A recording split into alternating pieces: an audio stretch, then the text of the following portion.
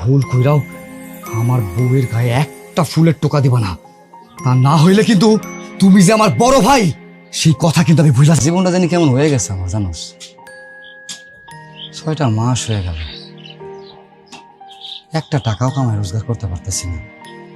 এদিকে তোর ভাবি গর্ভবতী, আর কিছুদিন পরে তো হ্যাঁ বাচ্চা প্রসব করার সময় আয়া পড়বো।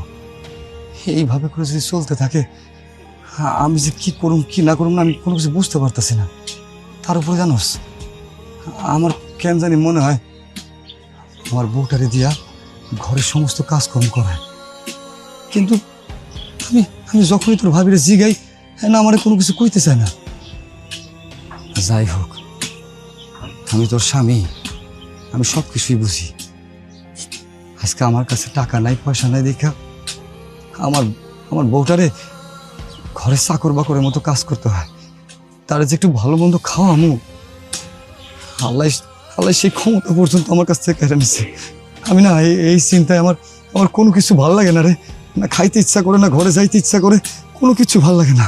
খালি সব সময়ের জন্য না আমার মাথার মধ্যে একটা চিন্তা ঘোর বাইন্দা থাকে, কখন যে কি হয় কোন বিপদ আসে আমি কিছু বুঝতে পারতেছি না রে। আরে বোকা, তুই এইসব নিয়ে এত কেন চিন্তা করতেছিস?